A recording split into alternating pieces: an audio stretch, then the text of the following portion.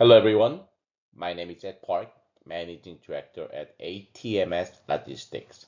Today, we are going to take a close look at U.S. Customs Form 19, the protest form. I will continue to upload in-depth videos on various topics related to importing. So please don't forget to like, subscribe, and turn on notifications.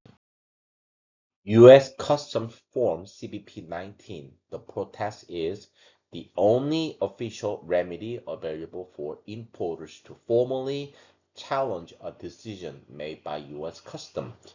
In most cases, you have already received a Form 29, also known as the Notice of Action. We already made a video on Form 29, and I will add the link here for your reference. It will be useful. Issues you may challenge through a protest include errors in the tariff classification applied by customs, errors in customs determination of dutiable value. For example, when customs assesses a value higher than what was declared. If such error occur in classifications or valuation, they naturally lead to incorrect duties and taxes being assessed. These too can be challenges. A denial of entry into U.S. base on a customs error can also be protested. Errors in the final liquidation decision can be protested as well. Final liquidations mean customs has made its final determination of duty owed, with no further changes possible unless challenges. Denial of preferential treatment under free trade agreement due to customs errors are also subject to protest. Finally, other mistakes made by customs may also be protested. There is a very strict deadline for filing a protest. A protest must be filed within 180 days of liquidation or date of customs decision. If you miss this deadline, customs decision become final and no further challenges or legal action can be possible. Please keep this in mind. Let's review who may file a protest. The first and foremost, the importer record. I made a video explaining what an importer record is, and I'll add the link here for your reference.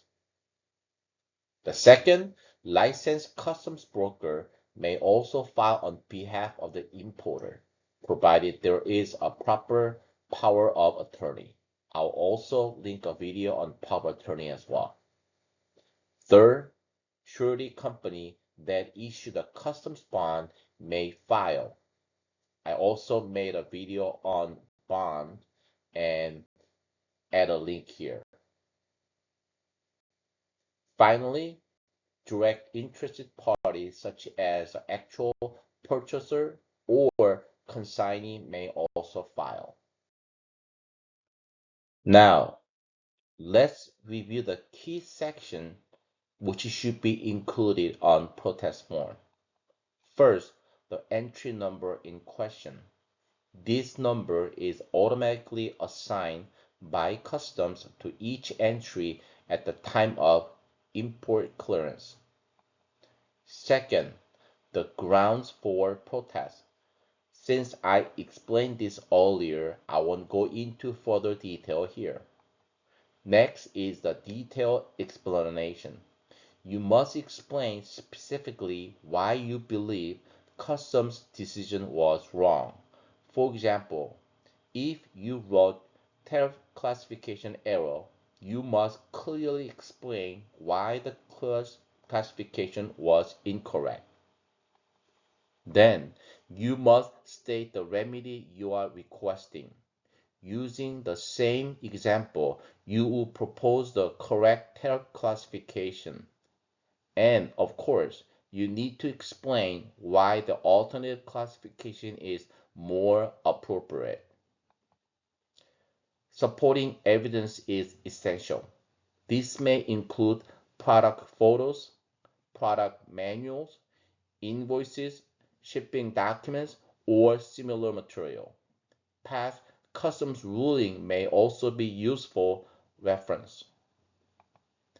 Finally, the form must be signed by the importer or their representative. Once you've completed the protest, submission is relatively simple with two options. First option, electronic submissions via ACE system. This is the most common method as it is quick and convenient. Alternatively, you may submit paper document directly to the port of entry. However, this can be inconvenient and mailing document carries a risk of loss. That is why it is not the preferred method. In either case, customs will issue an acknowledgement of receipt. This serves as a proof that your protest was filed within the required time period. So be sure to keep it safely. So how does customs handle a protest once it is submitted? Customs will review the evidence and argument and then make one of three possible decisions. First, full approval of your protest, resulting in refund or corrections. This is, of course, the best outcome for importers.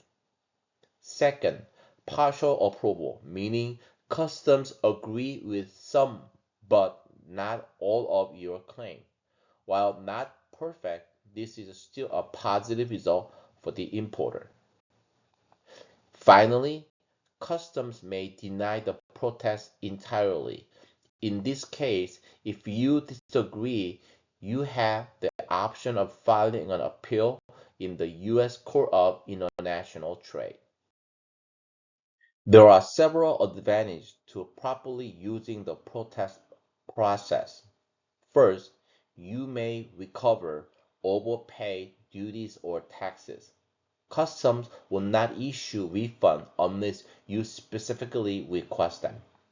Second, you may secure preferential treatment under the Free Trade Agreement, but you must submit a strong evidence and a clear explanation to support your claim. Third, filing a protest creates an official record with customs.